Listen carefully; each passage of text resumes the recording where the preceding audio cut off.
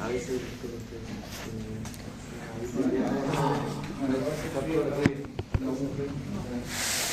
una sesión el día que estaba lloviendo salió online.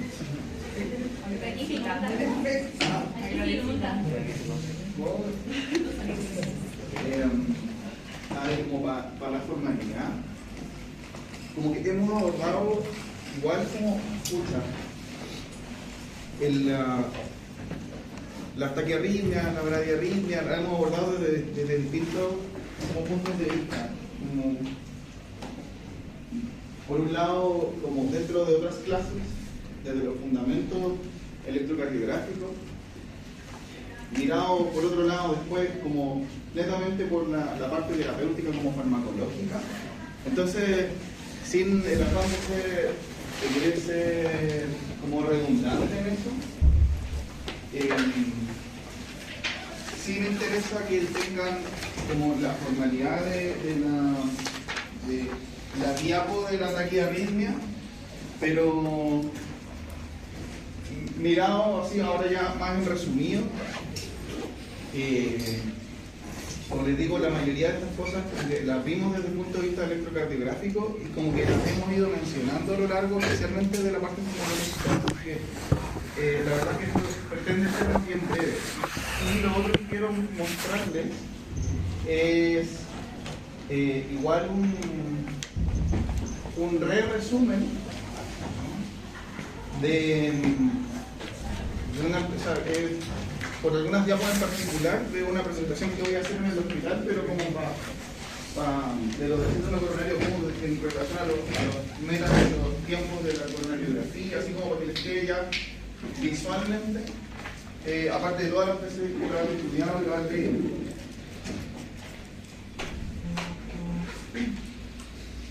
A ver, yo les dije, les hablé, bueno, estaba viendo y mi intención inicial era hacer una presentación de como taquiarritmias que tuvieran riesgo de muerte súbita.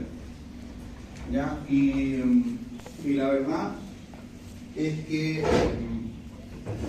eso, como lo van a ver en particular el próximo, el próximo año, en el soporte vital avanzado, me interesa que vean cuáles son las taquiarritmias en particular que tienen mayor riesgo de muerte súbita.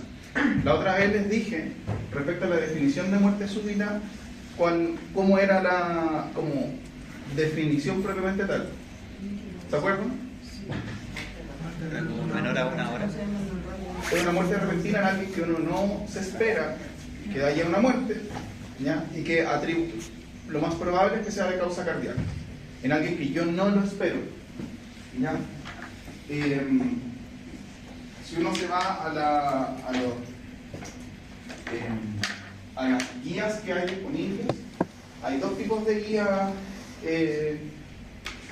tanto de los gringos como de la Sociedad Europea. Uno que habla de las taquicardias supraventriculares, ¿ya?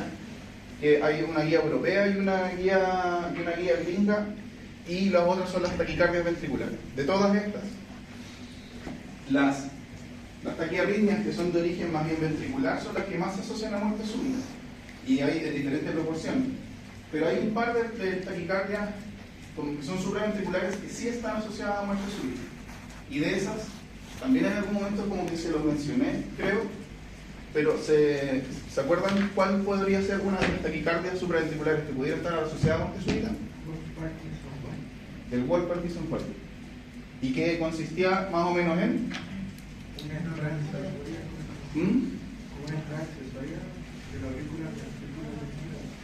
Es una vía accesoria. ¿Se acuerdan cómo?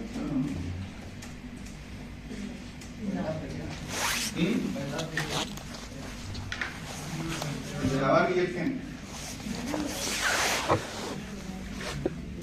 ¿Cómo? Pero es una vía lenta, porque tengo el nuevo aurículo ventricular y puedo tener una conexión eléctrica en paralelo. Todo esto, me interesa para poder recordarlo. Yo he visto un poquito Wolff-Parkinson White, muy poquito. Y hay un par de enfermedades que se las tengo que mencionar, más bien nunca las he visto tampoco en la práctica clínica. ¿Ya? Que en la medida que se despolariza la aurícula, empieza a haber una despolarización ventricular por unas, mientras en paralelo se empieza a despolarizar los ventrículos a través de la red de Purkinje. Entonces, ¿cómo se va a ver el electrocardiograma? Hay una cosa característica de esto, que en el fondo esto es lo que se llama preexcitación. La onda delta. Y esa onda delta es, ¿cómo se ve? ¿Cómo empastelamiento?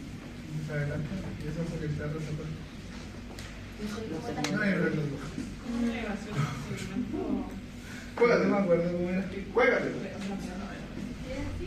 ¿Era así o no? Juégate. Sí. Dale a la pizarra. Tengo que empezar a hacer las clases como el Felipe Abellas. Adelante.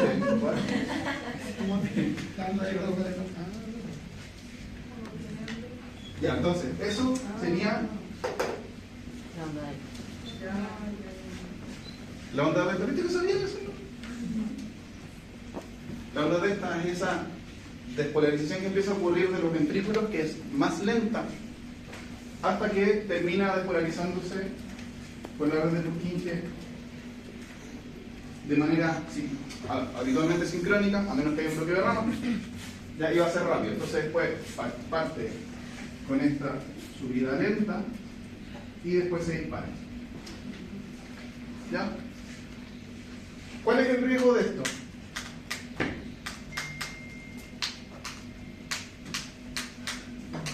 Que empieza a excitar para que esa cosa empieza a excitar y se genera un círculo excitatorio. ¿Ya? Puede generarse un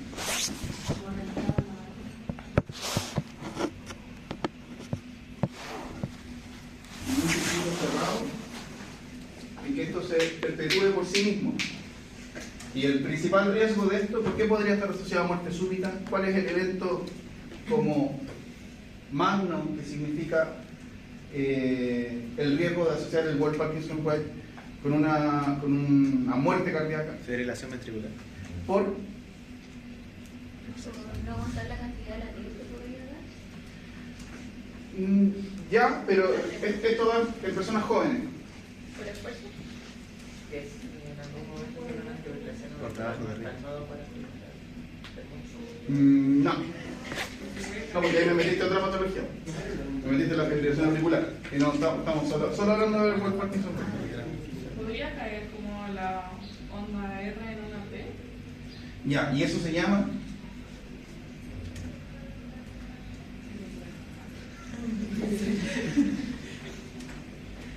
¿Cómo se llama eso que dice su compañera?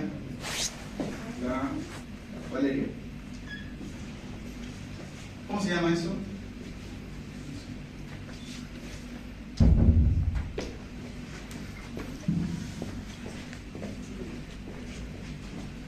El concepto está súper bueno. Que en el fondo, en el periodo refractario del corazón, cuando se está repolarizando, ocurra una despolarización y esto genera un descalabro eléctrico a nivel del corazón. Y eso puede ser un gatillo de una taquicardia ventricular y posterior fibrilación ventricular. Por eso hay otros trastornos que pueden significar también que ocurra lo mismo, no a través del Wolff Parkinson White, especialmente si es que hay como prolongación del QT y la T se empieza a prolongar, tanto que de repente cuando se empieza a despolarizar de nuevo el corazón pueda caer de nuevo como esta R sobre T o una que ocurre en el fondo despolarización cuando debería estar repolarizándose. Eso genera un descalabro eléctrico. Lo van a ver muy pocas veces, si es que tienen suerte. Yo no lo vi.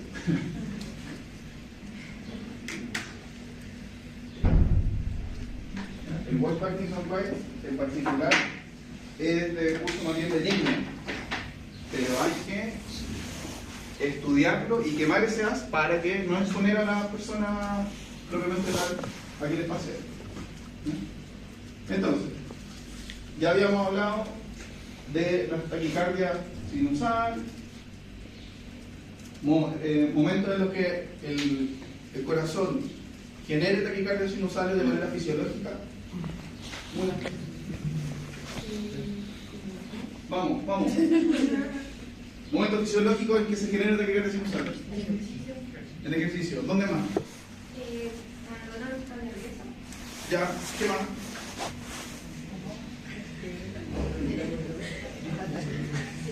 Que sea fisiológico, ya puede ser patológico. Como de manera refleja, ya, en relación a que yo estoy compensando por baja de presión o lo que sea, ya puede ser más presión, cosas. ¿Ah? Anemia, fiebre, ya, ¿qué más? ¿Ah? Cocaína.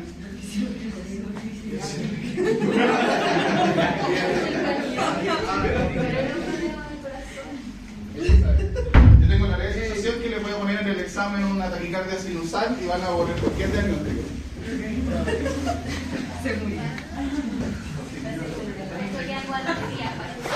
Tengan en consideración que puede salir una taquicardia sinusal. Una o varias. ¿Y qué tiene de característica la taquicardia sinusal que la podría diferenciar de, por ejemplo, una taquicardia auricular? Ya tiene onda P, y la taquicardia auricular.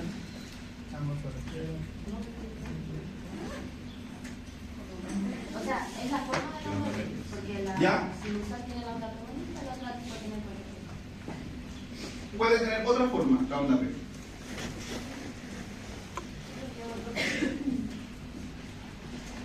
Ya, acuérdense de esto, porque... ¿Era posible licuada? ¿Ah? ¿Podría ser licuada para la onda? No necesariamente. No necesariamente. Porque acuérdense que va a depender de dónde yo esté sacando el foco del origen del ritmo. Si yo tengo el nodo sinusal, pero tengo un foco ectópico acá, y esto hace referencia a taquicardia auricular focal. Porque si yo tengo varios focos, ¿qué sería? ¿Y cómo qué sería esto? Mira, ya, fibrilación auricular. Si yo tengo solo un foco ectópico, lo que yo voy a ver en el fondo de otra P distinta a la original, que era la sinusal. Para eso tengo un problema, que tengo que saber cuál es el más alto.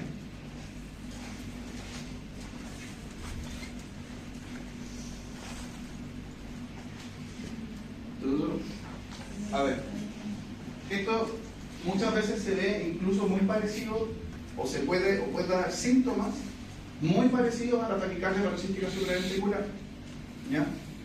Entendiendo que es explicado desde otros puntos fisiopatológicos. ¿Cuál va a ser la gran diferencia de la taquicardia paroxística supraventricular?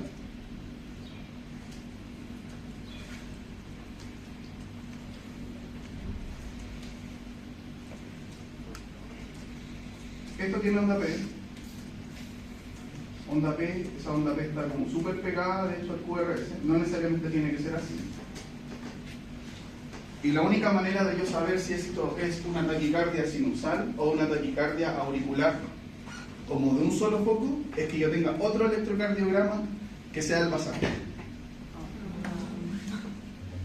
O sea, si yo les pongo esto, les pongo este electrocardiograma, que está en taquicardia porque tiene una frecuencia mayor a...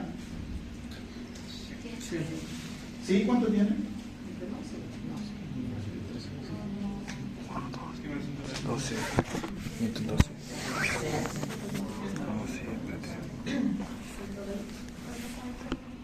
Más o menos. Lo que está más cercano a la línea, una línea grande podría ser esta, ¿cierto? 125. 350, 100. O sea, están 350 y 100 compradas. Debe estar más o menos 120. Que no me digan si tiene menos de 2 cuadrados, más de 150, ¿cierto? Recuerden hacer esa cuestión. Es muy fácil sacar la frecuencia de esa manera, como de manera rápida. 3 cuadrados grandes, 15 milímetros. Si yo les pongo este electrocardiograma y les digo, ¿es taquicardia sinusal o una taquicardia auricular focal? Me lo cambio. No estaría cualquiera de las dos correctas, porque yo no sé en el fondo cómo debería estar la onda P. Ahora, probablemente, si uno se pone a hilar fino y se pone a ver la P de acuerdo a la dirección en la que va despolarizándose, no se condice en este caso como el ejemplo, pero sería para puro confundirlo. ¿Qué me interesa que sepan? Que pueden ver una taquicardia que sea de origen auricular, que no sea sinusal, y con onda P. Existe.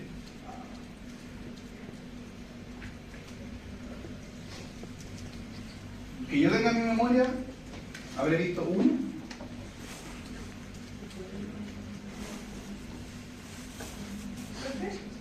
Yo en este caso serviría como los síntomas.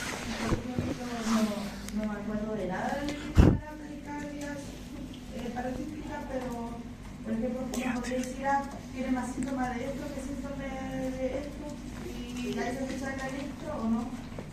No, ¿qué pasa? Que puede dar la misma sintomatología que una taquicardia paroxística supraventricular. Se puede presentar igual. Le puede dar palpitaciones así recurrentes, de manera brusca, que sea persistente, puede generar fatiga. Y aquí hay un término que yo estoy seguro que yo no se lo sabía mencionar. Se le llama taquicardia en general, y así no se lo había mencionado. Toda taquicardia puede generar una condición patológica en la que el corazón incluso se empiece a dilatar. Si es que yo mantengo activo. Si es que yo mantengo en el fondo la frecuencia cardíaca muy elevada por mucho tiempo. Y esos son como miocardiopatía dilatadas por taquicardia miopatía, en que empiezo a tener insuficiencia cardíaca, ni siquiera solamente por el tiempo o el sacrificio combinado de diástole, sino que porque empieza a perder contractilidad del miocardio y incluso se puede empezar a dilatar. Por eso en general las taquicardias, aunque no den síntomas, especialmente con frecuencias sobre 150, hay que intentar manejarlas, porque si no, no es fisiológico tener el corazón permanentemente sobre 150. ¿Ya? Y eso tiene, por un lado, la explicación de el gasto cardíaco a través del sacrificar tiempo de diástole, pero también porque en la medida que yo permanezco más tiempo con el corazón sobreestimulado, genera falta de contractilidad, una contracción, se empiezan a acercar de hecho las proteínas musculares, la miosina, la troponina, se empiezan todas a afectar en su manera en que empiezan a aproximarse para hacer la contracción más adecuada, y esto empieza a hacer que el corazón se empiece a dilatar. Es más, cuando es tan en agudo, uno puede ver un corazón de frentón dilatado, uno revierte la taquicardia y el corazón después vuelve a su tamaño normal. Pero estaba como compañera primero. Creo que en el caso de la taquicardia paroxística supraventricular se parecería solamente cuando estuviéramos en un episodio de taquicardia, porque supuestamente el corazón no estaría siempre en taquicardia. ¿Cómo? No lo entendí. O sea, que yo le entendí en la otra clase que la taquicardia paroxística supraventricular eran episodios súbitos de taquicardia, Sí. pero que no siempre estaban. Entonces, para que se pareciera con la... Estábamos viendo la fibrilación con la taquicardia auricular focal, tendría que ser que justo coincidiera que estuviéramos como en el episodio de taquicardia. O si no, lo podría descartar con el paciente un electro en algún momento que no saliera, o con un Holter. No, pues a ver, es que de todas estas taquicardias, como se pueden presentar en general muy parecidas, incluso una FA paroxística. Puedo tener palpitaciones también si yo ando en sinusal habitualmente. y entre medio hago de repente salvas de fibrilación auricular, ¿puedo tener palpitaciones y síntomas similares? Sí, pero habitualmente no con la misma frecuencia que una taquicardia paroxística supraventricular. Es mucho más molesta desde el punto de vista sintomática, pero o sea, la gama de síntomas va a ser similar, pero probablemente va a ser muy notorio, porque podéis pasar de 60 latidos por minuto a 180, 200, 220 por una taquicardia paroxística supraventricular. Versus las otras que son la taquicardia, bueno, primero taquicardia sinusal, taquicardia auricular de un solo foco, ¿cachai? O el Flatter maneja frecuencias también mayores, pero el rango de síntomas va a ser similar, por eso, o sea, y ahí es donde uno dice, es esencial tener una electrocardiograma. No me puedo yo basar solamente por los síntomas decir, no, la única posibilidad es que esto sea una taquicardia paroxística supraventricular, porque hay otras variables que se pueden parecer en la presentación del síntoma. Por eso yo no me quedo solamente con el síntoma para poder catalogar una taquiarritmia. Hay que documentarla formalmente. Y ahí puedo hacer salvas de FA, puedo hacer un Flatter, puedo hacer taquicardia paroxística supraventricular, podría ser que sean episodios de taquicardia ventricular. ¿No Pero sabéis? mejor sería como tener más de un electro para poder identificarlo. No necesariamente. Porque si yo la pillo. pillo, Momento, como usted dijo que podría hacer las dos cosas, por ejemplo, en el electro que nos mostró primero. que sea como común. Es que por eso yo le estaba preguntando, porque, por ejemplo, yo también busqué información y como era paroxístico, eran episodios que de repente, que sí, pues no sé, tenía de repente 60 pulsaciones, después me subía a 180, pero por ejemplo, la taquicardia sinusal siempre se mantiene. Entonces eso le digo, o sea, como yo me quedo con la diferencia más en el electro, más que por los síntomas. Pero la taquicardia sinusal es más progresiva, no es de golpe. Es que a eso me refiero, o sea, voy a ver, no sé cómo explicar. Ya, si tengo un electro, quizás por ejemplo puedo estar en el final del episodio de la paroxística y después va a volver a la normalidad Sí. el ritmo. Pero por ejemplo, en la fibrilación auricular voy a mantener el ritmo a lo largo de todo el electro. No necesariamente. Ah, ya. Esa Porque, es insisto, porque tú puedes tener una fibrilación auricular paroxística también, que no sea permanente. Ya. Insisto, todas estas taquiarritmias pueden ser paroxísticas, incluyendo la FA. La FA, acuérdense que está la FA permanente y la FA que dura menos de ¿cuántos días es paroxística? Menos de 7, 14. Menos de 7. ¿Ya? Entonces, y de hecho, yo puedo hacer el mejor examen para poder documentar eso no es un electro que dure 12 segundos. El mejor examen para poder documentar esto es Holter también. De hecho, en la formalidad uno puede ver salvas así como es tan fino que uno puede decir hubo salvas de fibrilación auricular que duró 3 segundos en 24 horas. ¿Está? Entonces, justo que coincida eso con que justo en el dominio del electrocardiograma tenés que tener mucha suerte. Ya, recuerden que la taquicardia sinusal responde a estímulos que son habitualmente no fisiológicos. Entonces, la progresión de la frecuencia va a ser más lenta, más adecuada, y va a bajar también de manera más adecuada, versus las otras arritmias que van a partir rápido y se pueden detener rápido. Soy, tenía una pregunta. Sí. La taquicardiomyopatía la veremos más clara en casos patológicos. Por ejemplo, le podría ocurrir a un triatleta. No debería ser. ¿Cachai? Porque en el fondo, salvo que tuviera alguna condición patológica, pero si yo mantengo. A ver, si somos estrictos, todo puede pasar. Alguien se me dio una frecuencia cardíaca en entrenamiento de ustedes que llegara cercana a 200. Bien. Yo al menos actualmente cuando yo igual algo de ejercicio hago, y cuando hago spinning mi periodo de mayor frecuencia cardíaca son como 194. Entonces uno dice, ya, eso si lo mantengo claramente en el tiempo, bueno, además que es intolerable poder mantener eso media hora, obviamente. Son periodos de... Pero si yo me mantuviera 2 horas con 190, está claro que no lo voy a tolerar. ¿Ya? Tampoco, bueno, se supone que el ejercicio uno debería llegar más o menos al 80% de la frecuencia cardíaca máxima estimada para la edad. ¿Saben más o menos cómo era eso? Hay un cálculo para eso.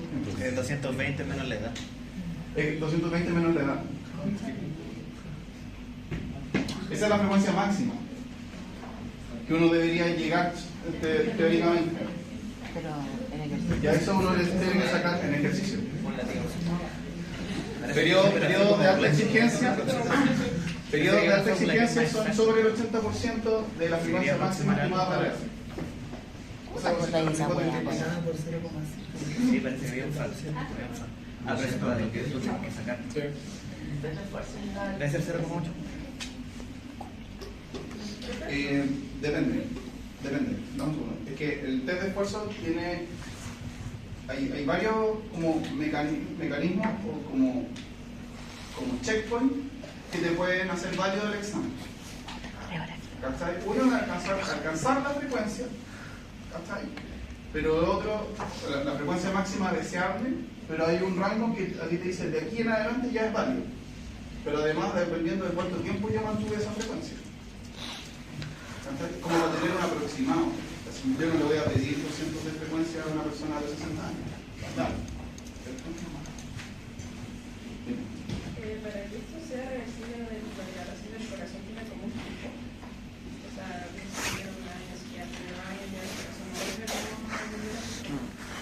O sea, piensa que toda taquicardia, o sea, no podríais mantener una taquicardia así 2 años. Pero como episodio.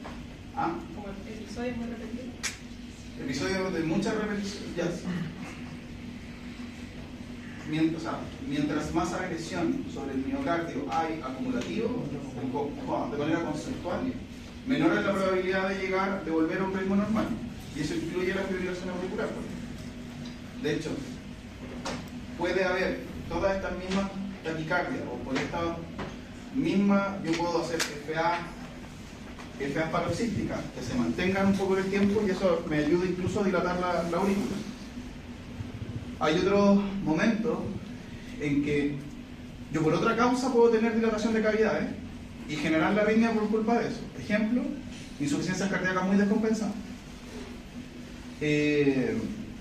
Donde yo me lleno de volumen, aumenta el diámetro de las cavidades, y si eso me gatilla alguna arritmia, eso puede ser otra agresión más, o sea, como el daño acumulativo. Desde lo que tú tengáis desde el punto de vista de la microcirculación, el tamaño de las cavidades, las presiones intracavitarias, la frecuencia con la que yo estoy haciendo, como la contracción muscular propiamente tal. O sea, si yo tengo una tormenta perfecta en una persona como ustedes, que tengan un rango de entre 20 y 25 años la mayoría, pueden quedar con un corazón dilatado que no puede con un ritmo normal, también puede ser. Y eso, mientras más precoz yo controle todos estos factores, por supuesto, mucho mejor pronóstico de volver a un ritmo normal que voy a tener. Esto yo lo mantengo en el tiempo, obviamente menos probable.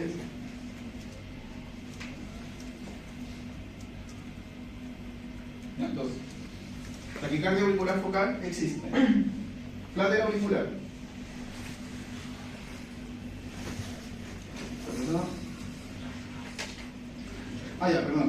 Esto, además, bueno, el flater, acuérdense, igual que la FA, es más frecuente en pacientes mayores y mientras más daño estructural yo tengo. ¿Ya? Y misma cuestión, mismo gama de síntomas. Palpitaciones, disnea, intolerancia al ejercicio, ¿puedo hacer insuficiencia cardíaca en relación a la taquicardia? Sí. Y la que caracteriza al flater es la onda F o el diente de izquierda. ¿Ya? Se pueden ver en la derivación especialmente la inferior. La frecuencia habitual auricular es de 300. ¿Cómo se controla el flater?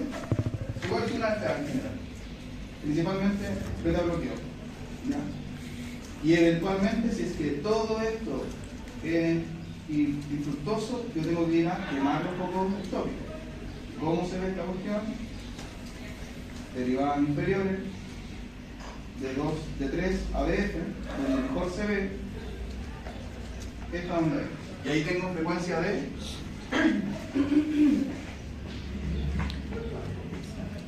¿qué frecuencia auricular hay? 300. Un cuadrado.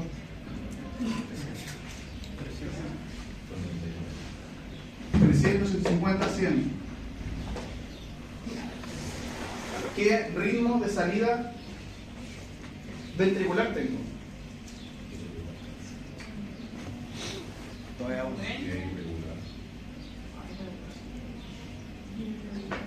12 segundos. Está irregular, porque tengo 2, después tengo 1, 2, 3, 4, después tengo 2, después 4, después 2, después 4. Todavía. Ahora, esto es solamente un electro. Puede ser que después quede cada una frecuencia de 150. ¿Ya? Pero lo que más caracteriza al flatter es la frecuencia auricular, que habitualmente es 300. Más que el ritmo de salida ventricular. Estas son especies, o sea, no P's, sino que son ondas supraventriculares que se condujeron a través de la red de Purkinje, y por eso están los complejos angostos. Recuerden, eso no es ritmo de salida ventricular.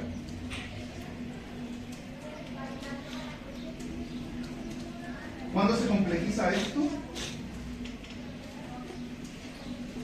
Si yo tuviera más encima, insisto, un bloqueo de ramas, si yo tuviera un bloqueo de ramas y veo que tiene los complejos anchos y tengo una frecuencia de salida muy rápida, ¿y eso qué me podría simular? Una taquicardia ventricular. ¿Cómo yo sabría si eso es una taquicardia ventricular o si es una fibrilación auricular o un flatter? Cambiar la velocidad del papel. No. Adenosina. Porque ¿qué es lo que hace la adenosina? Bloquea el nodo AB. Si yo le paso adenosina y sigo viendo los complejos anchos, ¿qué diagnóstico sería? Taquicardia ventricular. Y si dejo de ver los complejos anchos y solamente me aparecen las ondas F, el ritmo es supraventricular. La adenosina, acuérdense que tiene el rol como de poder ayudar en determinar el diagnóstico cuando tenemos una arritmia que no sabemos si es ventricular o si es supraventricular. Cuéntame. Para diferenciar esto de una FA, si es irregular, como en este caso, ¿sigue siendo la onda F o hay algo más que Es que no cumple los criterios de una FA. ¿Por qué? Porque si yo veo la distancia entre los RR siempre es la misma. Acá es esto, es la misma distancia, acá es la misma. ¿Qué es lo que tiene diferente de la FA? Que yo no puedo reproducir el tiempo de propagación entre el RR, siempre va a ser distinto. Me pueden coincidir ya algunas, ¿sabes? Pero acá la frecuencia auricular siempre es la misma y va a tener ciertos escapes. Y cuando tenga esos escapes, la regularidad del RR siempre va a ser la misma. ¿Cachai? Entonces, en la FA voy a tener de verdad, no tengo patrón. Aquí igual veo un patrón. La FA se caracteriza por no tener patrón. Dime. No sé si esto lo leí, yo lo inventé, pero en el flatter me acuerdo que era 4:1, que eran 4 serruchos y una repolarización ventricular. ¿Eso es verdad o no? Depende, porque yo puedo tener ritmo de salida de 300, no lo habitual. Yo puedo incluso salir a 300 latidos por minuto como de conducción hacia los ventrículos, que pase el nodo AB y que conduzca. ¿Puedo llegar a 300? Sí, no sostenible en el tiempo, ¿ya? Pero habitualmente se maneja entre 100, entre 150 y 100, la mayoría. ¿Está bien? Ahí, ¿qué es lo que tengo que hacer? Dejo que está bloqueo, como que inhibo como que hago menos despolarizable nodo AB por solamente beta bloqueo, y como que eso lo ocupo de freno para que pasen los impulsos desde la aurícula hacia abajo. ¿Ya? Pero yo puedo tener un flatter que en algún momento esté a 300 incluso, sí. Solamente tengo que tener la posibilidad de que el nodo AB me conduzca. Entonces, me interesa, sí. En un FA que podríamos tener un ancho, porque el ventrículo a modo de rescate se lo tenemos. No, si yo tengo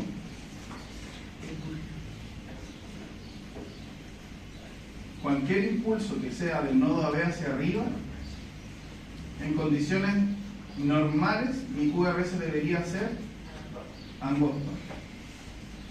Si el origen sigue siendo de acá y mi complejo es ancho, la única posibilidad sería que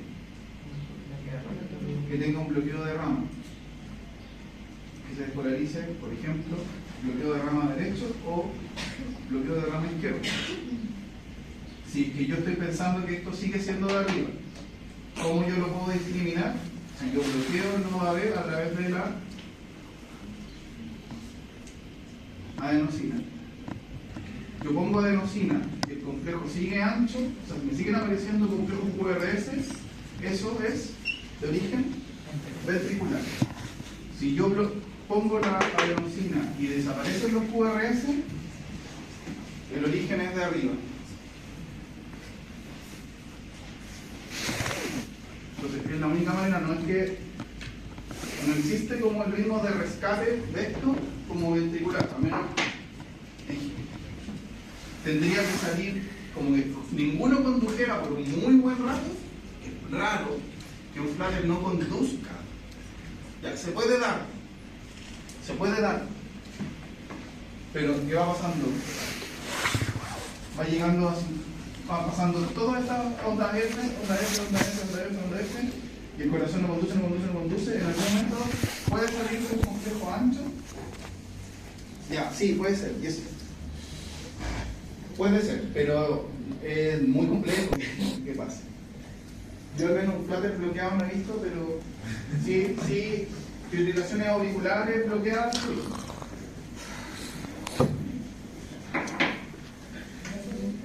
Entonces, me interesa las preguntas que están haciendo porque se nota que están integrando todas las cosas que hemos visto.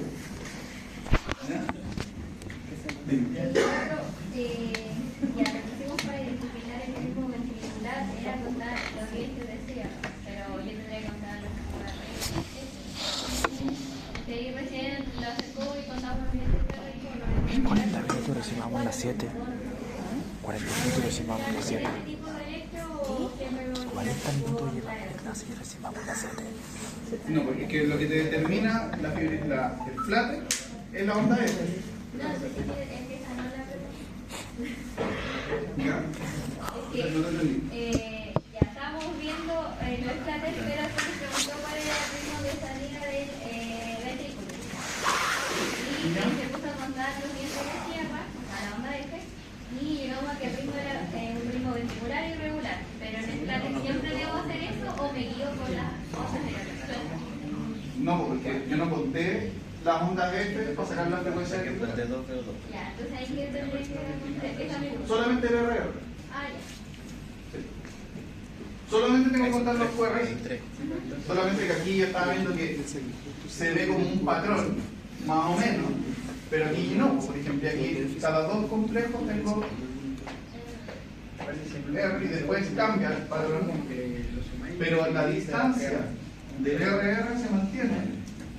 Por lo tanto, eso te habla de una es una taquicardia que es regular, relativamente regular. Y en otro alcanzo a ver 3, claro.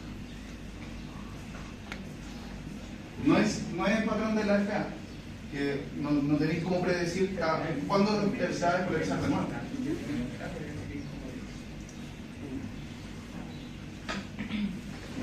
La taquicardia por entrada nodal o la taquicardia parasística supraventricular, por otro lado, y ya lo habíamos visto, epidemiológicamente más frecuente en mujeres jóvenes, aunque también hay gente más vieja con esto. Levemente por diferencias, como se supone que es un inicio y término brusco de las palpitaciones, puede haber dolor torácico, la sensación, todo esto puede ser muy similar. De las pacientes que me han consultado o que han llegado como derivadas por taquicardia paroxística supraventricular, ninguna me ha llegado con sensación como de latido cervical ni dolor torácico. Me han llegado con los mismos síntomas de la otra taquicardia. Habíamos hablado de manejo, por un lado está el farmacológico y lo otro está el manejo no farmacológico. Y aquí es donde me quería detener, porque esto sí que no lo habíamos hablado, al menos conmigo. ¿Cuáles son las maniobras vagales? Valsalva. ¿Qué bueno? Básicamente sí. No, yo que son unas loquillas. Sí, hay un paper que dice eso. Esos son unos chinos. Pero los chinos tienen de todo. No, 40 minutos de A ver. vamos a la 9:27. Maniobras vagales. Recomendaciones. Yo no sé cómo lo hacían antes para educar a la gente, porque es complejo que la gente se como instruir adecuadamente para la gente que tiene taquicardia paroxística supraventricular.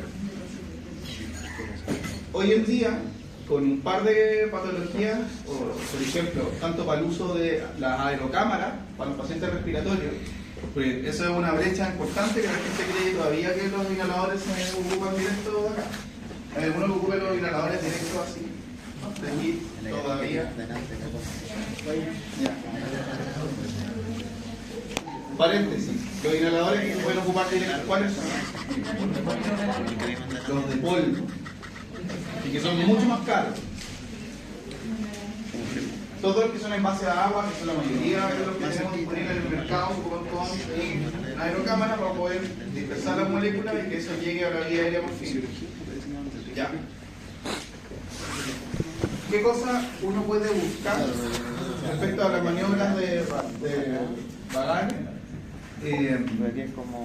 Les recomiendo si que tienen que explicar, que le digan a la gente que use videos en YouTube de maniobras vagales. Después 3. Después más largo. Que vean videos en YouTube, así como busque maniobras vagales. Para que las copien, porque además les permite poder revisar y re-revisar, porque en una atención, el explicar cómo son todas las maniobras vagales puede ser insuficiente. Hay unas maniobras vagales que son, incluso levantan los pies, después se sientan, eso es como para hacerlo en un box. Pero de las maniobras vagales que uno podría hacer en la casa, ¿qué cosa puede ser primero? Valsalva, de las que uno puede hacer en la casa. Así como que yo haga solo por mi cuenta. Tengo las palpitaciones, y yo ya sé que tengo un diagnóstico de taquicardia paroxística supraventricular. Toser. Toser es una alternativa. Ya habíamos dicho que dentro de las maniobras vagales hay gente que tiene síncopes vagales, o sea, hasta el hacer caca pueden generar la caída de la frecuencia cardíaca. ¿Qué otra cosa? Uno puede poner así como soplar al gente contra algo contra resistencia, y eso aumenta la presión abdominal y eso también yugule la taquicardia paroxística supraventricular. Ponerse cubillas también, pero al final son todas maniobras que van dirigidamente a modificar la presión intraabdominal, y con eso yo hago un estímulo del nervio bajo que me baja la frecuencia cardíaca. ¿Ya? De manera supervisada y como estrategia médica antes de los medicamentos, pero que la verdad, en general, bueno, y ahí es donde está la pregunta que me hicieron la otra vez, así como respecto a lo del masaje carotidio, que existe el riesgo de que por esto del masaje carotidio en personas de muy alto riesgo que tengan eventualmente placa de ateroma, yo le termine rompiendo la placa de ateroma y genere una ACV, puede ser. Entonces, si es por elegir una maniobra vasovagal supervisada, probablemente el masaje carotidio va a estar más bien dirigido a las personas más jóvenes que a los viejitos. Y las otras maniobras que yo puedo hacer con las personas más viejitas son toser, o ya estas maniobras que son súper modificadas de subir, levantar los pies. No sé si han visto videos de eso. Pero eso tiene que ser rápido, podría ser la persona se pone esta acostada y apoya el pie en la muleta. No, es rápido. Harto video de la abuelita. Como los cambios que hacen en otorrino. Más o menos.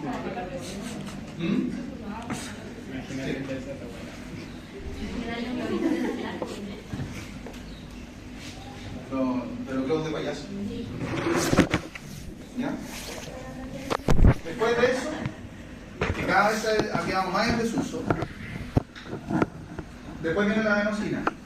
Y dijimos que si esto es por la entrada del nodo, en que de manera microscópica,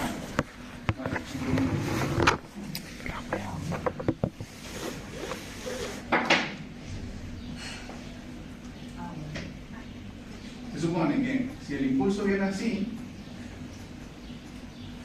el impulso debería dirigirse por los dos as que tiene el nodo auriculoventricular hacia abajo. Pero ¿qué es lo que pasa en la taquicardia paroxística supraventricular? Que yo tengo una vía más rápida y una vía que está más lenta. Entonces se demora esto más tiempo que el otro. Y esto sí llega a despolarizar en este sentido, o sea, llega a esto, primero el impulso eléctrico puede despolarizar retrógradamente la vía más lenta y que esto se perpetúe de esa manera. Entonces, la adenosina bloquea completamente el funcionamiento de esto y después yo retorno a ritmo normal. ¿Qué es lo que se hace? Desde el punto de vista electrofisiológico, se supone que yo puedo ir a quemar la vía lenta. Entonces después ya no existe la posibilidad de que esto se vuelva a despolarizar. Porque no va a estar conduciendo. ¿Cierto?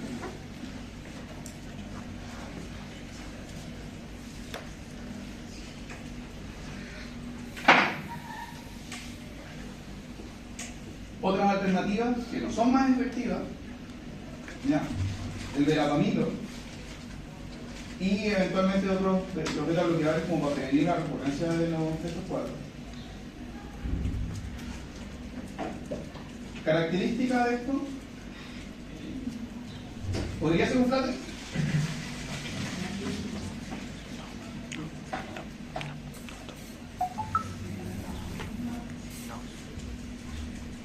Ya, dígame una cosa, ¿por qué no podría ser flatter? ¿No saben? Puede estar oculta. Porque todas las ondas de conducción. Todas las ondas de conducción. Que hay una. Es como uno es a uno, no hay como.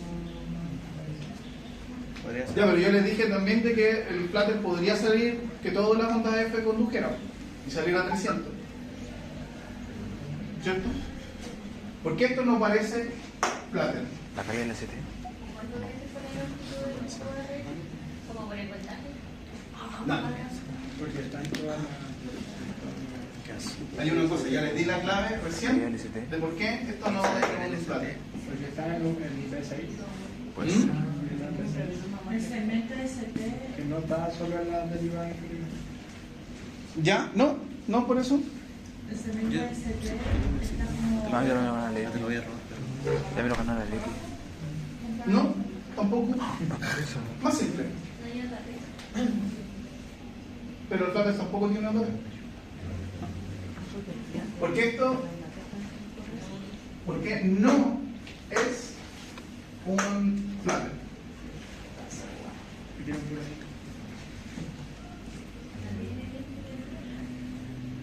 Hay una cosa muy simple que lo diferencia el tiro del flatter. ¿A qué frecuencia está? ¿Cuáles son las posibles frecuencias del flatter? 300, 150, 100 es fijo. No. Por eso si yo tengo la frecuencia del flatter, frecuencia del flatter es por definición 300.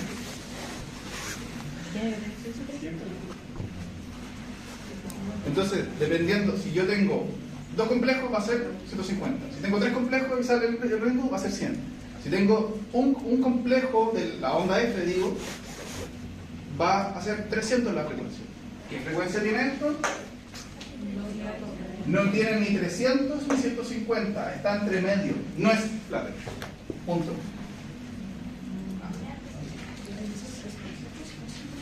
¿Sí? ¿Esa frecuencia vos no ves la auricular? Es la frecuencia auricular.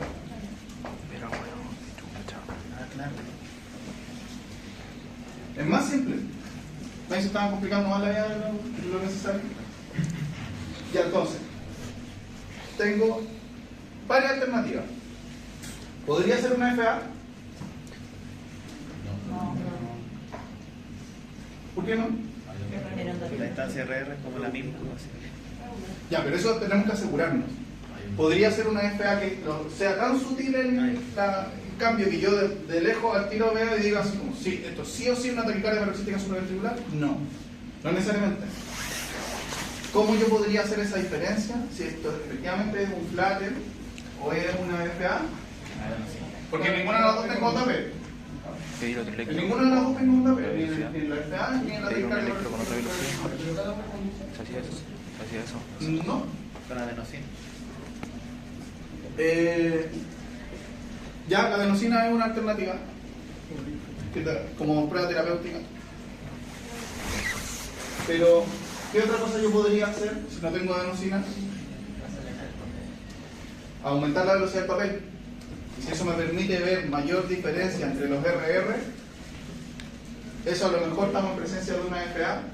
Y si los RR se mantienen regulares, lo más probable es que sea una taquicardia paroxística supraventricular. Yo puedo tener este con mismo complejo, pero con los RR un poquito más distintos, y es una FA. Entonces, ok, la regularidad me habla de taquicardia paroxística supraventricular, pero cuando estén en el momento de los cubos, cuando estén ahí con el paciente ahí y de repente vean, o sea, por eso el electrocardiograma tiene que tener contexto. Si yo veo que esta es una persona de 80 años, hombre, fumador con insuficiencia cardíaca, yo me voy a plantear probablemente más que esto sea al principio una FA, que si le tomo el electrocardiograma a la diana después de un carrete y se llega con eso. Y digo, mujer joven puede ser debe ser más probablemente una taquicardia paroxística supraventricular. ¿Ya? Pero lo que se debería hacer es aumentar sí o sí la velocidad del papel. O sea, esa es una alternativa. Como para tú poder intentar discriminar mejor, especialmente en pacientes que queden así como en edades medias dudosas. Así como mujer, 50 años. ¿Será una FA? De buenas a primeras parece demasiado regular para pensar o plantear una FA. Estamos de acuerdo. ¿Ya? Pero de repente, insisto, pueden verse los complejos de la misma morfología y los RR sean discretamente distintos. Y eso te va a hacer el diagnóstico sobre una taquicardia paroxística supraventricular. La adenosina yo puedo manejarla. Tengo la duda al final, le paso la adenosina, lo trato como una taquicardia paroxística supraventricular y al final era una FA que va a pasar. Se va a ver la onda fibrilar. Se va a ver la FA, se va a hacer. Porque aquí no se alcanza a ver porque está la onda T y el QRS. Onda T, QRS, onda T, QRS. Y ahora que nos dijo que podíamos aumentar la velocidad del papel, yo creo que primero sería recomendable hacer eso y después la adenosina, o prefieren primero la adenosina por la velocidad. Depende de la cantidad de síntomas. Bueno, el tema de los efectos adversos, por eso perdón. Depende de la cantidad de síntomas. Si tenéis tiempo para tomar decisiones, toma el electroelectro, pero con calma y ven. Si no, vale. Se puede hacer prueba de falsada. También podría ser. Ya ahí no te funciona. También podría ser, ¿cachai? Si la voy a jugar también como carta, sí.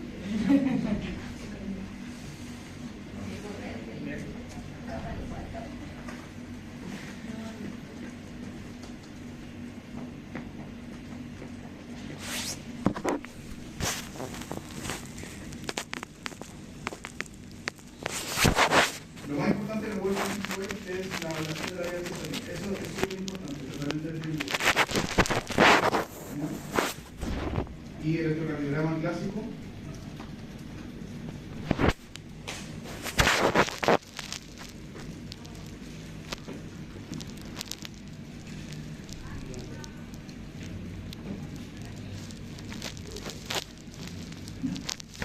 Alguna vez vi algún egresado que mandó un QRS que eran súper normales y dijo ondas delta.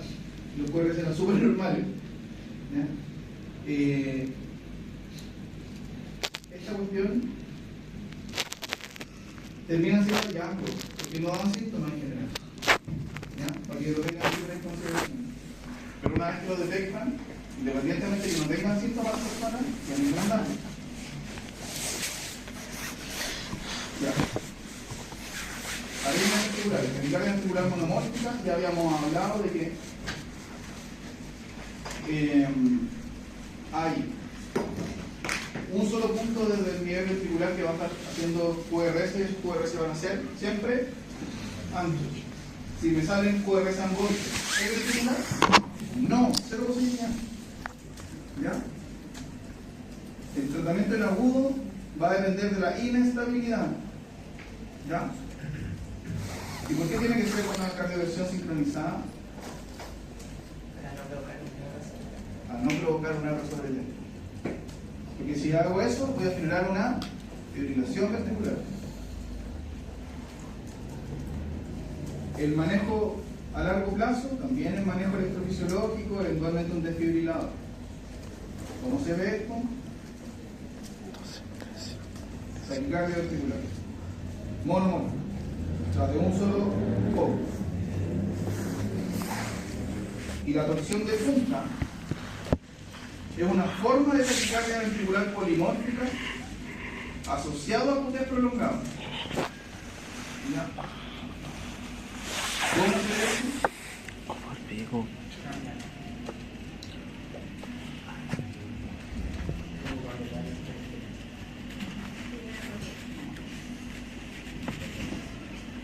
Si yo veo solo esto, yo digo, esta es una taquicardia ventricular polimórfica, vamos por ver.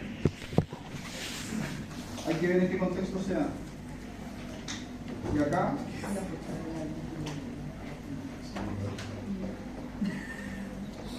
se da justo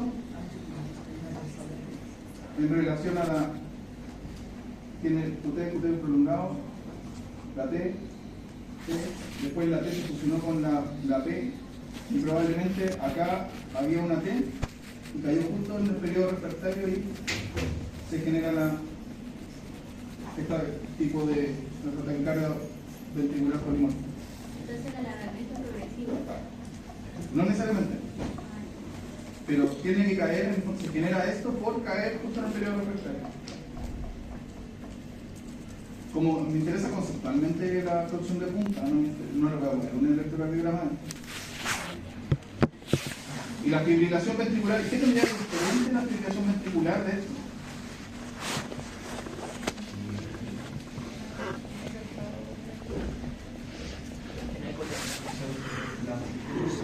Como electrocardiográficamente, ¿qué tendría diferente la fibrilación ventricular respecto a esto? ¿Qué está pasando con el corazón con esto? ¿Se está contrayendo o no se está contrayendo? ¿Y la fibrilación ventricular? No se contrae, pero se puede ver muy parecido al electrocardiograma incluso.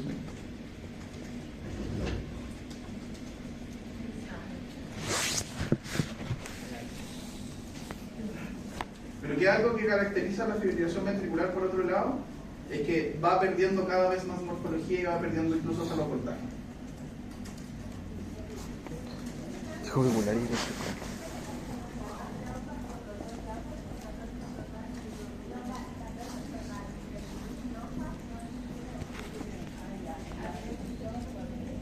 quiero mostrarles estos electrocardiogramas, más no vamos a entrarnos en el manejo específico de cada uno porque eso es de usted avanzado.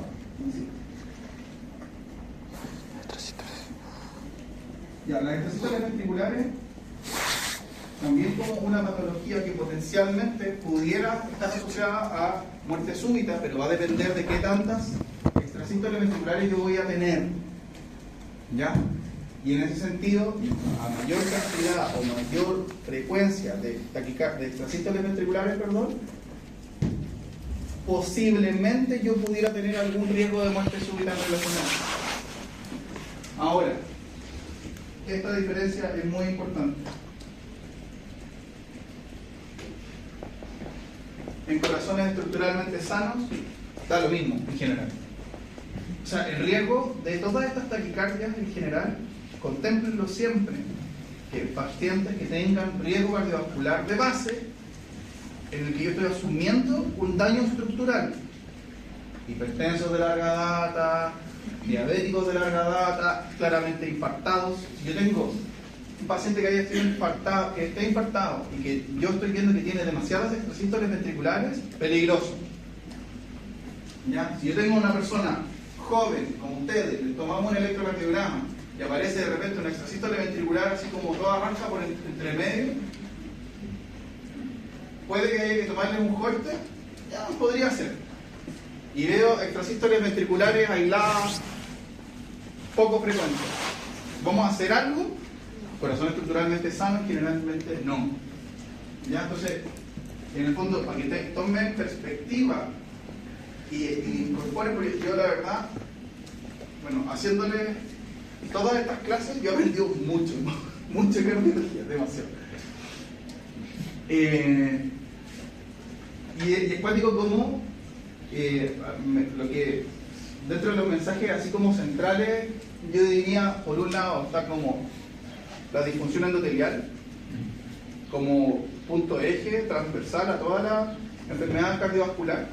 Por otro lado, complicaciones o eventos eléctricos o riesgo incluso de muerte súbita o enfermedad cardíaca, incluso desde el punto de vista de la miocardiopatía isquémica, que en corazón estructuralmente dañado es mucho más probable, y yo diría que es el otro eje transversal, que es corazón con daño estructural, es un corazón que tiene más riesgo de todo.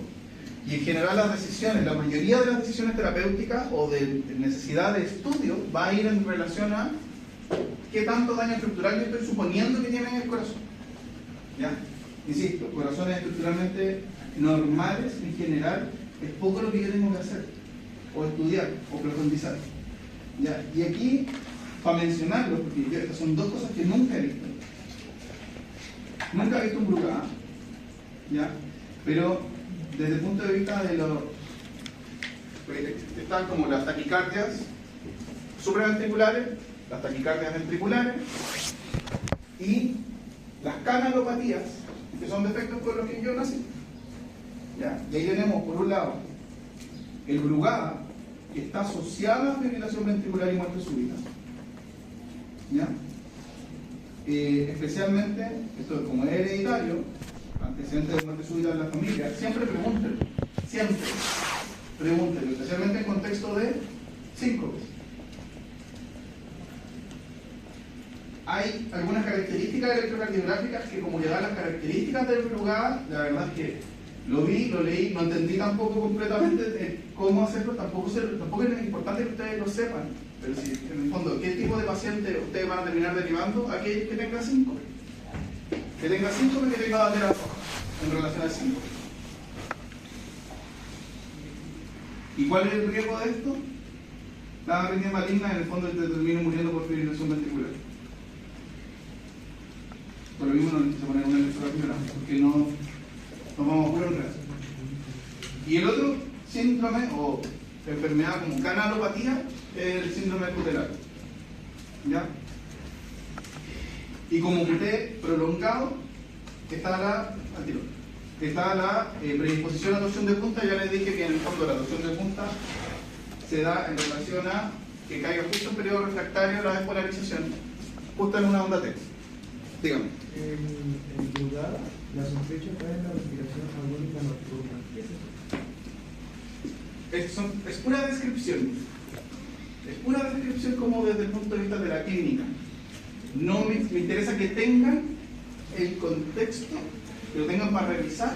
No les voy a preguntar nada de eso. Necesito que lo tengan. Así como existe qué tipo de otras enfermedades de las que tengo, qué otra enfermedad cardiovascular hereditaria está asociada a muerte súbita.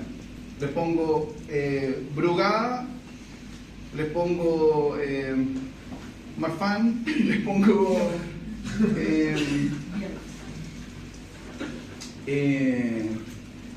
comunicación interauricular.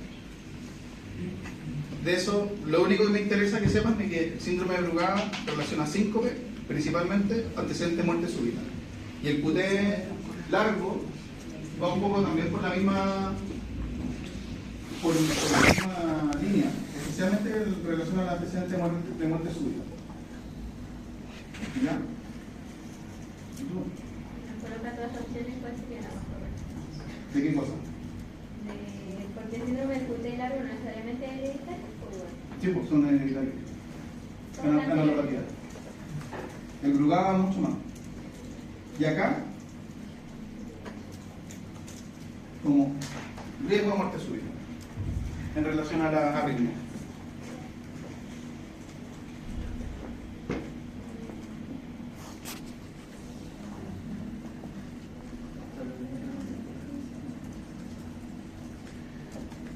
Entonces, si ustedes, para que nunca le digan, porque creo que yo nunca he visto a alguien que le hayan dicho, así como no tiene una pericardia paroxística supraventricular que te puede morir por eso, yo creo que nadie ha visto que le hayan dicho eso. Pero tampoco espero que ustedes le vayan a decir a algún paciente que se puede morir por la taquicardia paroxística supraventricular, que está acá abajo. ¿Ya? El Wall Parkinson White, derívenlo, hay un cierto riesgo, pero es poco. Es poco, pero eso se tiene que corregir. Porque después cuando el paciente sea cardiopata coronario, y si tiene un Wall Parkinson White sumado, peor, le vamos sumando cardiopatía estructural, ¿cierto?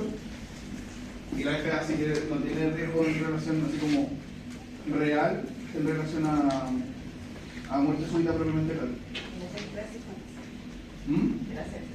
La extrasístole en relación más en corazón estructuralmente dañado, especialmente corazón con cicatrices, pacientes que ya hayan tenido infarto. Esa es la población de riesgo de la extrasístole. ¿Y si un paciente joven tiene extrasístole a mayor edad, cuando ya vaya a extrasístole, igual deberíamos tener ojo? Si es que está asociado a otras enfermedades, puede ser. Insisto, paciente joven, sin antecedentes mórbidos, extrasístoles ventriculares, solas, asintomáticos. Y tú le decís, yo también tengo extrasístoles, todos tenemos extrasístoles. Si todos nos hacemos un corte, todos vamos a tener alguna extrasístole, sea supraventricular o ventricular, todos.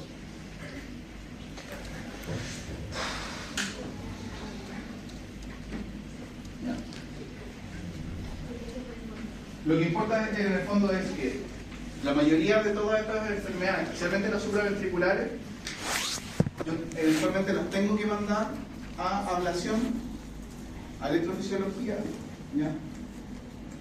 Con mayor urgencia aquellos que tengan daño estructural,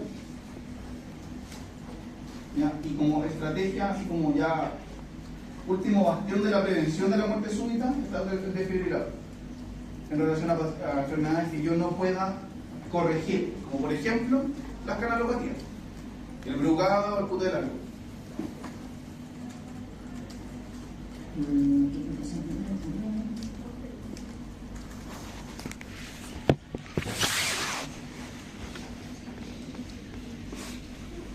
Ya, algunas cositas así como clave. Los QRS anchos siempre van a ser, hasta demostrar lo contrario, van a ser taquicardias ventriculares. Entonces yo me tengo que poner siempre en el peor escenario en relación a los QRS anchos cuando yo los vea como taquicardia. Que no vayan a decir, no, debe ser, lo más probable es que sea una supraventricular con un bloqueo de rama, no, eso es lo raro. Eso es lo raro. ¿Ya? Hasta demostrar lo contrario, todo esto son taquicardias ventriculares. Y tengo que tener ojo porque una taquicardia ventricular puede gatillar una fibrilación ventricular. Entonces, la urgencia de eso es relevante. síncope, siempre, bueno, eso ya había una clase de eso. Los síncopes obligan a descartar muerte súbita. ¿Ya? Hay que hacer, en el fondo, todo esto como el abordaje estructurado para descartar tanto cardiopatía estructural, que era, por ejemplo, ¿qué tipo de enfermedad cardiovascular te puede generar síncope? ¿Fenosidad aórtica? Miocardiopatía hipertrófica. A mayor carga de muerte súbita de la familia, más probable y relevante se hace investigar si es que hay alguna canalopatía desde el punto de vista electrocardiográfico y ciertos criterios, se lo ve el cardiólogo. No lo va a ver ni el médico internista ni el médico general. Obviamente, el electrocardiograma es central en toda esta cuestión y el DAI ya, como les decía, el último bastión de la prevención de la muerte súbita. Eso es lo más importante respecto a esto. De lo que sí me interesa, cuáles son las maniobras vagales en relación a la taquicardia paroxística supraventricular. Por otro lado, lo que me interesa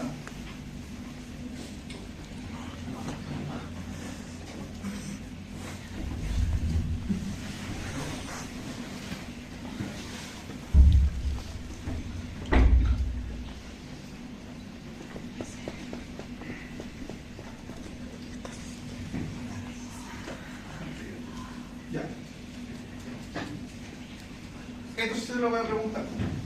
El infarto.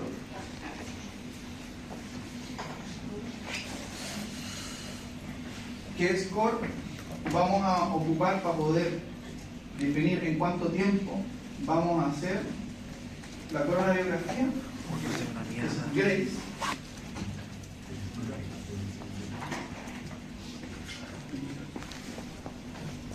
Y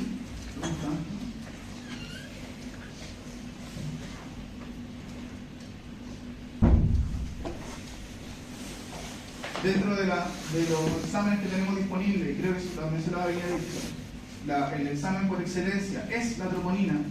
Había otros marcadores que todavía están disponibles en el laboratorio, pero que tienen, la verdad, cero valor en el diagnóstico en agudo, que es la CKMB, por ejemplo, ¿ya? Que no tiene ninguna utilidad en el agudo. Sí puede servir para el reinfarto. ¿Por qué? Eso creo que se lo dije. Por la vía media de la proteína, ¿cierto? La troponina se puede mantener hasta más o menos como 7 días. Y la CKMB tiene una duración de 48 horas. Entonces, si tuve un infarto hace 3 días y ahora parto con dolor de nuevo, yo quiero saber si me estoy reinfartando, le puedo pedir troponina, pero la troponina van a estar alta, de base.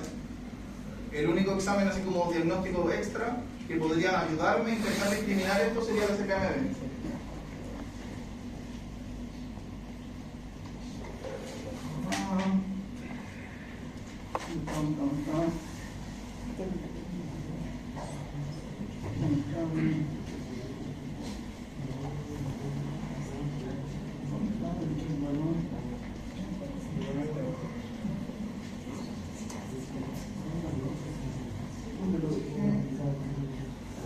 Ya, la repercusión precoz. Esto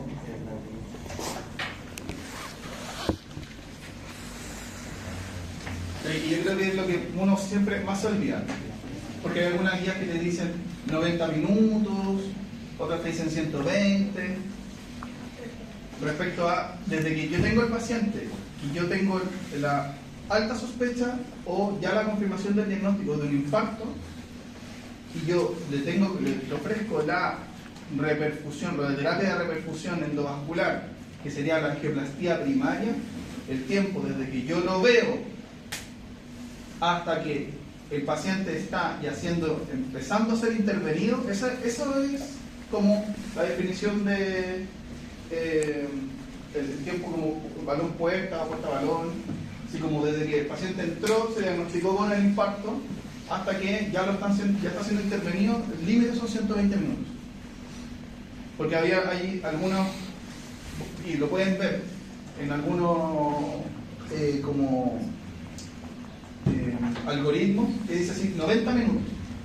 Y esos 90 minutos habitualmente hacen referencia así como no, es que los 90 minutos contempla el traslado del paciente y desde que llega hasta no sé qué, y que eso pues, son como 30 minutos más, entonces no. Hay que olvidarse esa cuestión. Son 2 horas, 120 minutos desde que el paciente llegó hasta que el paciente intervenió.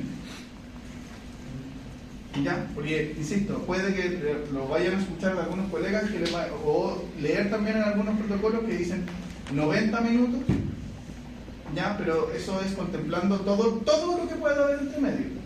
El traslado, el ingreso a enfermería, que pasar en los medicamentos, que todo lo que pueda haber entre medio, contempla los 120 minutos.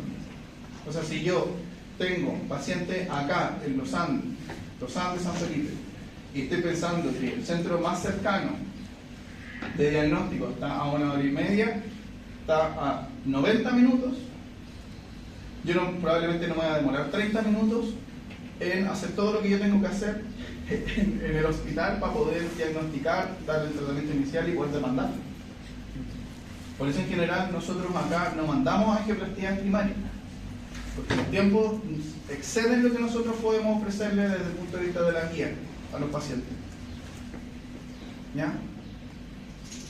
Consideren que todas estas cuestiones, increíblemente, o sea, yo no puedo llegar y meter a cualquier paciente, así como si fuera un saco de papa, yo lo recibo de otro hospital y empiezo nomás a invadir la arteria. No, pues hay que saber que corresponde al paciente, ver qué medicamentos le pasaron, que él tenga un mínimo ingreso, sea médico o de enfermería, que haya una anamnesis de por medio. Entonces, todo eso, especialmente si va una persona de un centro a otro, todo eso tiene que ir y tiene que estar contemplado. ¿Ya? ¿Tú tenías una pregunta? Sí, como respecto a eso, respecto a pruebas, porque el doctor que le hizo la clase de métodos cardiovasculares nos dijo como que eran 90 minutos si teníamos la angioplastia primaria disponible y 120 minutos si teníamos que derivar.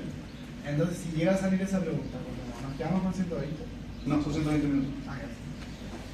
Son 120 minutos. Lo que dicen las dos guías. Si por ejemplo llega alguien que tuvo 1 hora de evolución de dolor anginoso, ¿eso afecta algo los 120 minutos o es 120 minutos desde que yo tengo el diagnóstico claro? Pero yo tengo el diagnóstico. Ah, ya. Independiente de la evolución del dolor o de los síntomas. O sea, si yo tenía, si el paciente te consultó porque partió con dolor ayer a las 7 de la tarde y llega hoy día a las 7 de la mañana y tiene un terrible supra del nivel del ST, la clínica te hace suponer que ya el paciente, o sea, primero de la fibrinolisis ya no se va a beneficiar. Ya pasaron más de 12 horas, por lo tanto la estrategia que más se va a beneficiar esa persona va a ser la angioplastía primaria. Pero ahí ya no corren los 120 minutos, sino que simplemente necesita la angioplastía primaria porque la fibrinolisis no le va a servir. ¿Cachai? O sea, depende del contexto. Si la gente por lo general, pero bueno, todo existe, especialmente en Aconcagua, y dicen, no, yo empecé con el dolor ayer, llevo día y medio con dolor, y que no ha pasado. Y a veces le han hecho fibrinolisis incluso a esos pacientes, cuando yo ya sé que por tiempo de, ¿cómo se dice?, de viabilidad miocárdica, con 12 horas de una arteria ocluida, la verdad es que ese territorio ya está muerto. ¿Está? Entonces, a ver, si yo le hago fibrinolisis a un paciente que ya pasaron demasiadas horas, lo único que lo estoy exponiendo no es al beneficio, sino a todas las complicaciones en relación a la fibrinolisis. ¿Ya?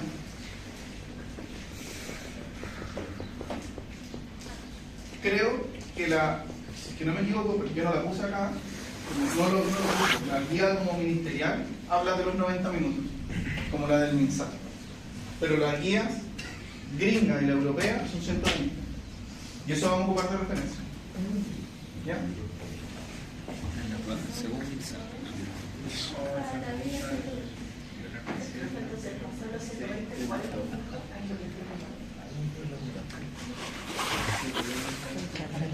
O sea, si yo sé, yo tengo ahora un infarto con supra del nivel del ST,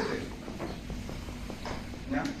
Y yo sé que me voy a demorar más de 2 horas entre que yo ingresé al paciente y pueda estar siendo intervenido, el concepto es no retrasar la conducta que va a corregir la condición del paciente. O sea, los 120 minutos son para la diferencia en que yo defino, ¿le hago fibrinolisis o lo mando a terapia de repercusión como invasiva? Ya es la toma de la decisión de qué estrategia de repercusión yo voy a ocupar. ¿Cachai? Si ya llevo más de 12 horas de dolor, con un infarto ya establecido, con una onda cuya, así como con el territorio ya muerto, yo digo, ¿le voy a hacer fibrinolisis? No. ¿Le voy a hacer angioplastía primaria? Sí, pero ya está aquí. En un corazón que ya no es tan viable. Pero si yo estoy pensando, corazón viable, tengo que salvar la máxima cantidad de corazón posible, más de 120 minutos es igual a fibrinolisis. Y eso reperfunda o no reperfunda. Porque existen las fibrinolisis que no tienen criterios de reperfusión. ¿Se acuerdan cuáles son los criterios de reperfusión? ¿Qué cosas me sirven como criterios de reperfusión? Como para yo decir, tuve un infarto, me demoro ya más de 120 minutos, así que al que le hagan una angioplastía, que sería la terapia ideal. Entonces le tengo que hacer una fibrinolisis, a un infarto con SUBE. ¿Cómo yo sé si ese paciente fue exitosa la fibrinolisis o no?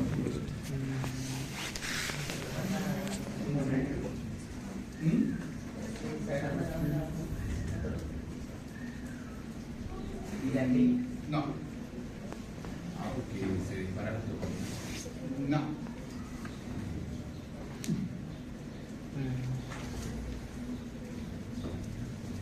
Criterios de repercusión.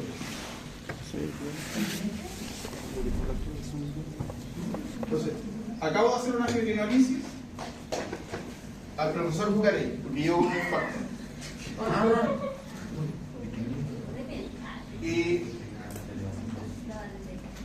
Y aunque no lo quieran, lo tienen que salvar. No, hay que salvarlo. ¿Hay que salvarlo? Sí, lo vamos a salvar. Pero llega el profe Bucarey con un dolor al pecho a la urgencia.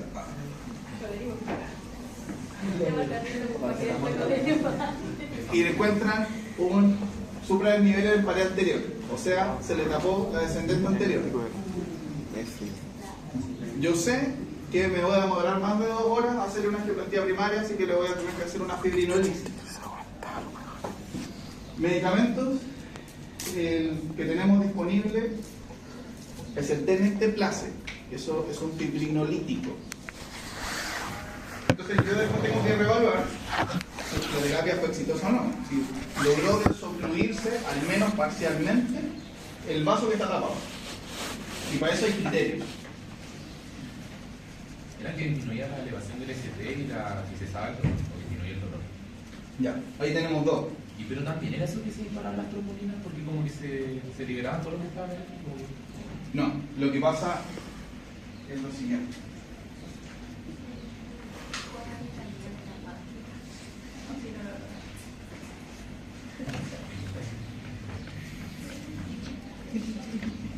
Uno es el ST,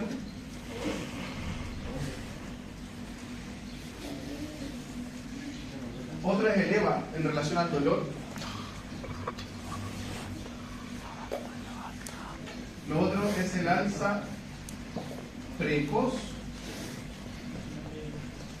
como enzimática.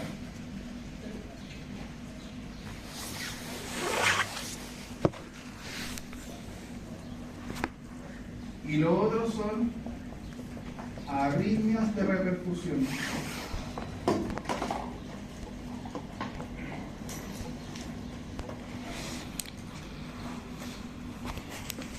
El alza precoz significa, especialmente esto está pensado para las tromboninas ultrasensibles, que tienen tiempos de detección de hasta 1 hora. Significa que el máximo, mi pic de tromboninas fue en relación a el evento de la fibrinolisis. Porque si yo le hago la fibrinolisis y 1 hora y media después la troponina sigue subiendo, el corazón sigue sufriendo. Para esto hay tiempos, desde la fibrinolisis hasta que yo evalúo si esto ha sido efectivo, tengo 90 minutos. ¿Ya? Entonces, ¿qué puedo tener?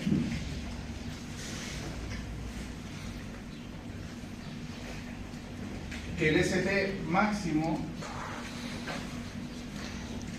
medía con ya 7 milímetros. Y a los 90 minutos ese ST ya ha ido bajando y ahora mide, les invento, 2 milímetros. Tiene que bajar más del 50% del ST original. ¿Bajó más del 50% si medía 7 ahora 2? Ya, ¿mide 3? Sí. Llegué con EVA 9. Tengo EVA 4. Lo cumplo. También es más del 50% en este caso.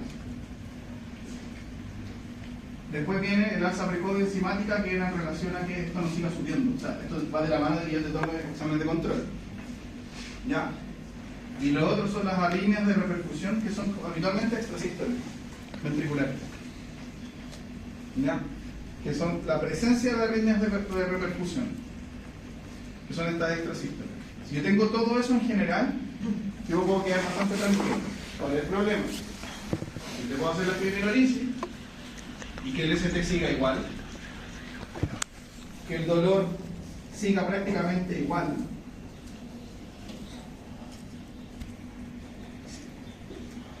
créanme el dolor. Créanme el dolor. Yo puedo... Bueno, y el dolor por lo demás hay que manejarlo. ¿Manejarlo con qué cosas yo puedo dejarle? Morfina, principalmente.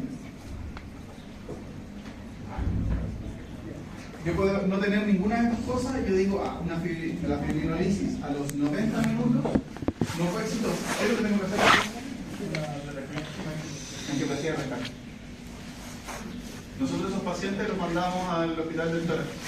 ¿Cómo lo hacemos acá en San Felipe al menos? Todo al Instituto Nacional del Tórax, lo que mandamos nosotros desde Aconcagua. ¿Cómo lo hacemos? Este paciente se toma la decisión de la fibrinolisis en la urgencia. Esperamos los 90 minutos habitualmente en la urgencia y ahí definimos si lo ingresamos o no al hospital. ¿Por qué? Porque si se tiene que ir al tórax, se tiene que ir desde la urgencia. No lo ingresamos a la UTI hasta que tenemos claridad si el paciente se tiene que ir o no.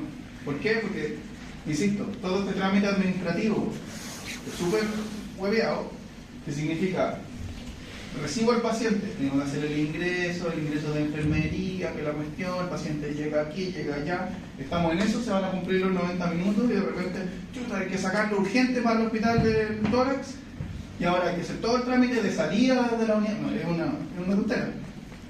Entonces, se queda en una unidad hasta definir si el paciente cumplió los criterios de repercusión, bien, lo metemos. Si no lo cumplió, se tiene que ir al hospital del tórax y llega después listo. Se supone. Listo de resuelto. No listo de... no hay nada más que hacer.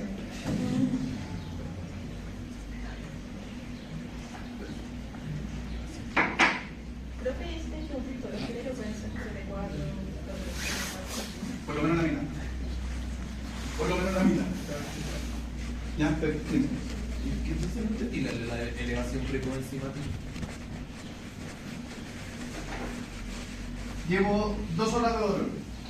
Ya llega a Bucaray con 2 horas de dolor. Entonces, yo le tomé troponina, tenemos la ultrasensible. Las troponinas ultrasensibles salieron sobre el percentil 99 en la curva dentro del rango de. Entonces, le hacemos una fibrinolisis acá. Pasan 60 minutos, por ejemplo, de la fibrinolisis de control de troponina.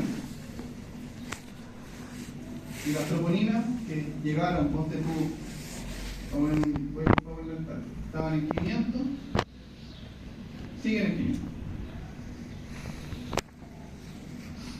Entonces, ¿tengo más alza desde el momento de la fibrinolisis? No. O incluso podría tener ya casi lo mismo, tiene 450. Digo, perfecto.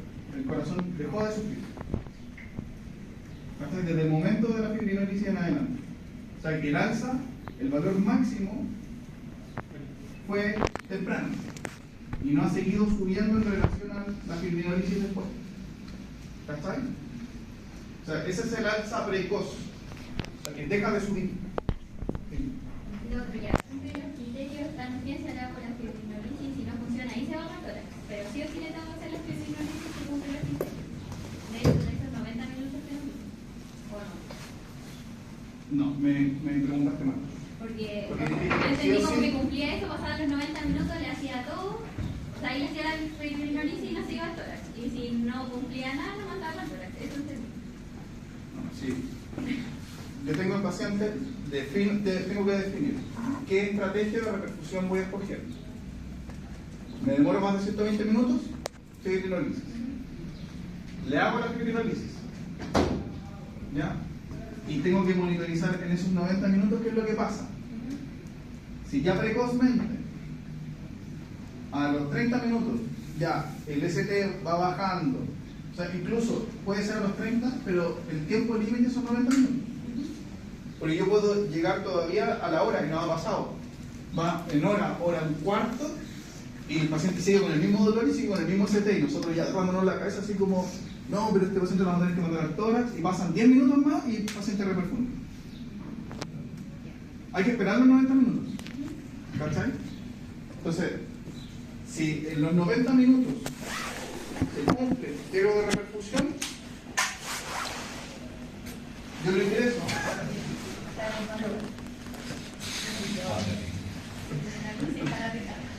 Yo lo ingreso acá al hospital. Esto es lo que hacemos acá. ¿Ya? En otros hospitales puede que lo ingresen igual al tiro a la UCI y después vean dónde lo mandan. Pero el contexto es, o sea, el concepto es fibrinolisis no exitosa, angioplastia de rescate. ¿Cómo voy a definir si no es exitosa? Si no cumple los criterios de reperfusión. Dentro de los 90 minutos. Tengo todo ese tiempo para poder manejar. ¿Okay?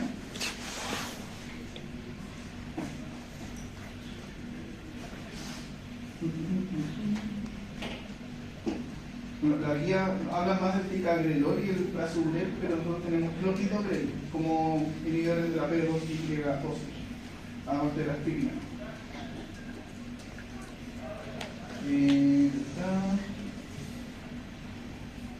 Clorhidrato con prevención del cromodelado, así como los beta-bloqueadores también. Y el Minoca, que es lo que le había dicho que era el infarto sin obstrucción coronaria. No tenemos el vasospasmo, la disección coronaria, embolia coronaria. Aquí es importante la resonancia como eventualmente parte del diagnóstico diferencial. Entonces, categorización desde el dolor deberían ser menos de 10 minutos. Tomo troponina ultrasensible, que nosotros no tenemos disponible acá. Troponina ultrasensible directamente 0 minutos y 1 hora. Estratifico el riesgo para poder ver qué tanta urgencia tengo para poder hacer la coronariografía. Especialmente, ¿en qué me va a servir más el estratificar el riesgo? Sin elevación del ST. Porque si tengo elevación del ST, tengo que hacer la coronariografía, sí o sí. ¿Ya?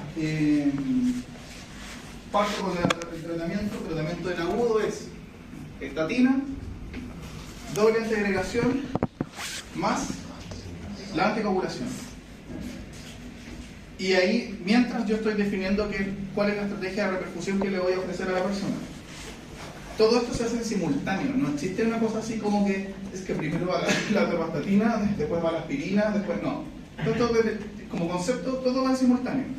Si le digo, ya, vamos a hacerle la fibrinolisis, mientras le pasamos la aspirina, el clopidogrel, ¿cachai? Así como todo en paralelo. Así como le pedí a la enfermera que empiece a preparar el fármaco, mientras le pasamos todo el resto de las cosas. ¿Ya? No existe un orden que uno le diga, no, es que primero es la anticoagulación y después lo otro, no. Todo, como concepto, todo es simultáneo, independientemente de que una cosa se la termine administrando la práctica una antes de la otra.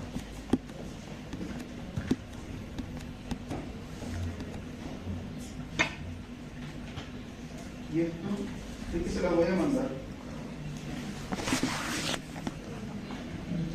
Porque esto está pensado como más protocolizado.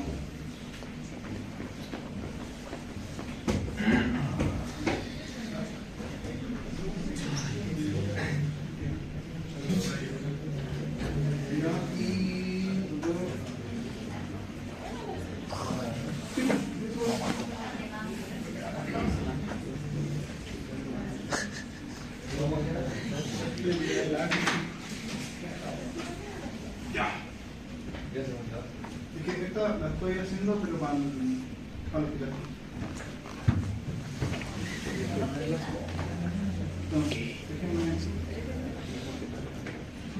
No, déjenme.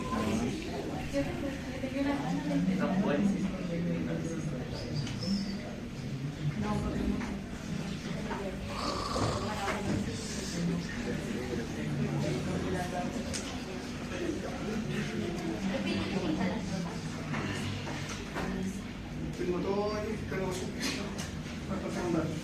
hoy día sin falta, sin falta. ¿Voy a las notas? Sí.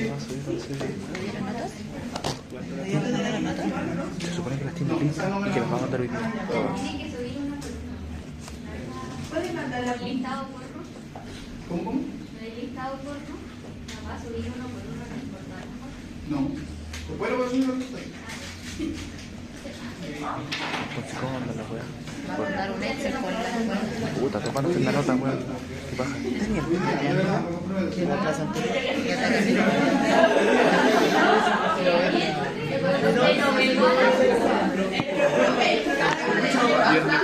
de noviembre de 2027. Ya, te queda rico.